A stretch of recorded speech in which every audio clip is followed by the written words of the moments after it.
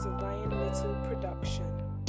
We have become a world of productivity enthusiasts from the time we're children, when we're learning how to do basic human things like walk, eat, survive, until we reach our late 60s and we can finally relax after we retire. But what about the time in between? Slowing down and essentially doing nothing is completely disregarded now. However, sometimes we just need to stop, regroup, and start again. Gap years have allowed me to do that in ways I could have never imagined. The first gap year I took was after high school. I remember being embarrassed because I felt like I was behind my peers and I wasn't where I was supposed to be. I didn't want to feel left behind while I felt like my peers were, getting started with their adult lives, and I felt like I was doomed from the get-go. But this wasn't the case. In that year, I learned that education wasn't restricted to just the four walls of the classrooms, but education was literally everywhere around me in the entire world. I want to talk a little bit about my gap year and what I did.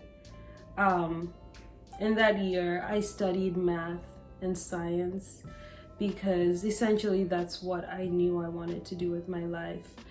I remember I was taking a lot of classes and I thought this would be the key for me to get the grades I want and eventually get into the program I wanted in college. But when I finally, at the end of that year, took that exam again, I still didn't get the grades I wanted, and I had to go back to the drawing board and think about where I wanted to be and what I wanted to do.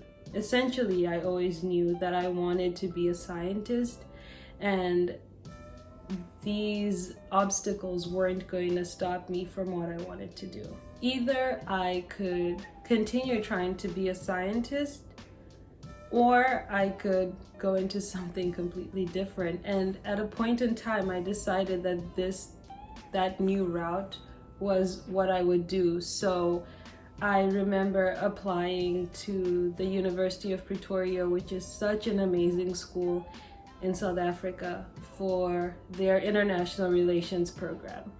And I got in. I got into the school, one of my schools of my dreams, still one of the schools I would love to go to. And I remember I got into this program, but I didn't feel what I thought I would feel once I got into college and I started a program that I thought I was passionate about. And I had everything I needed to start this journey. I had my visa to go to South Africa. I had all my paperwork and everything I needed to get started. But my soul and spirit and my mind and everything just weren't in it. And it just didn't feel like the right thing to do. So back to the drawing board we went. This is when one of my cousins talked me into applying to college here in the United States.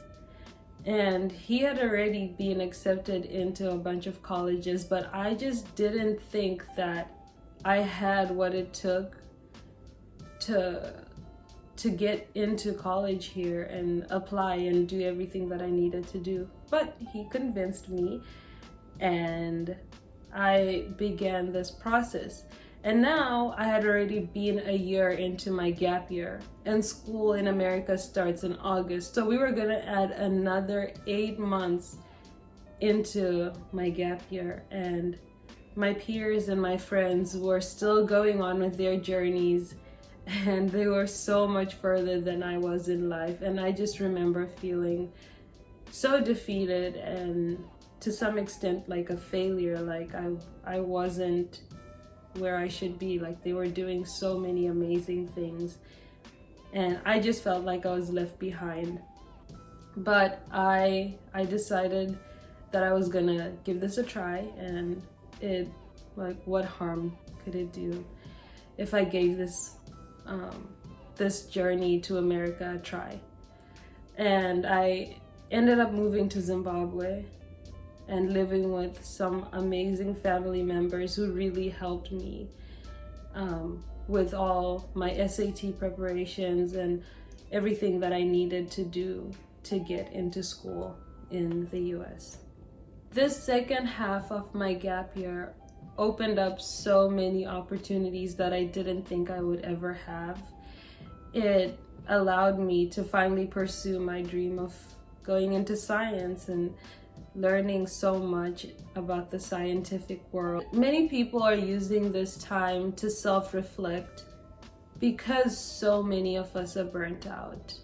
It's time for us to slow down. I think in order to get to the point of happiness that you want, we can't allow ourselves to get caught up in the rat race of life. And we can't keep up with our peers because all of us have different journeys and we have different lives and different goals. So I think right now is such an amazing time to just stop, regroup, regenerate, and really evaluate what you want to do and make the best decisions for yourself.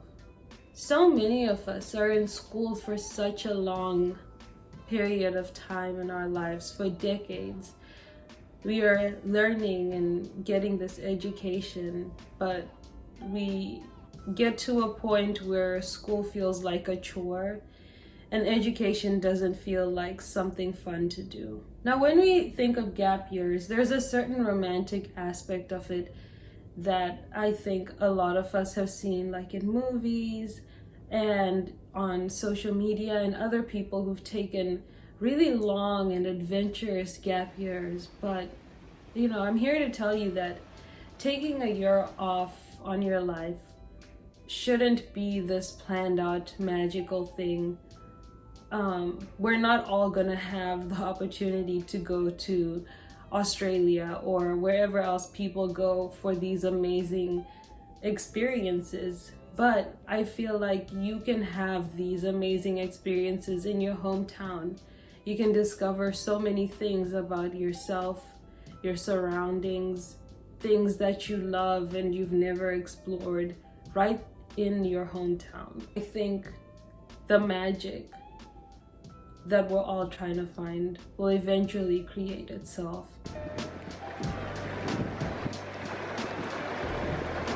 This is a time of planning, self-exploration, understanding and researching what you really want to do with your life. And yes, it's okay to slow down. It's totally fine. In fact, it's amazing. And looking back, I realized that I may have not made the best decisions for myself if I hadn't taken the time to stop and put all my thoughts together. So when I look back, I realized that my gap year was worth it. And I'm currently in another gap year after graduating from a 4-year undergrad program. I was burnt out and I realized that there was no way I could be happy starting school all over again.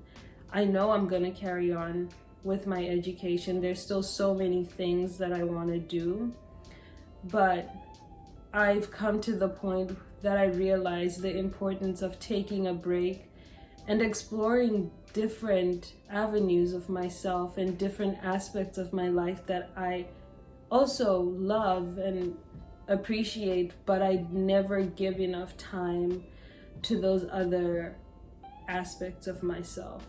I have the opportunity to work in a field that I love and create so many different things. I never have had the opportunity to explore my more creative side. I haven't had the opportunity to explore my different hobbies, but I'm learning to create photography, videos, YouTube, writing again. So many different things that I've always wanted to do, but I just haven't had the opportunity to do. And I'm allowed to take that break from the strain of education and being in a boxed educational system. I'm learning more about habits, and I'm taking up so many new habits. I'm being more active. I'm learning how to eat better and how to nourish my body so much better. I'm creating so many different systems that I want to see in the long run.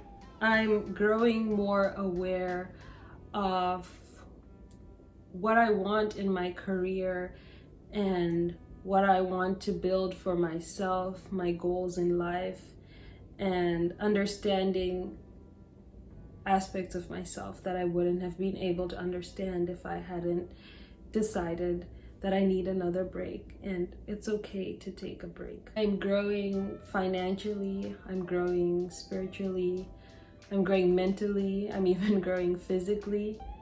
That it's important to remember that life-altering decisions can't be made in a rush.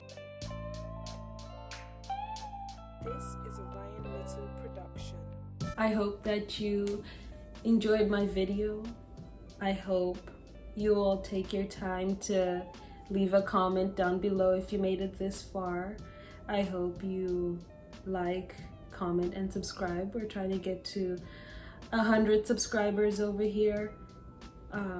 And I hope you take this time as a time to reflect, to slow down a little bit, and see what you really want from your lives.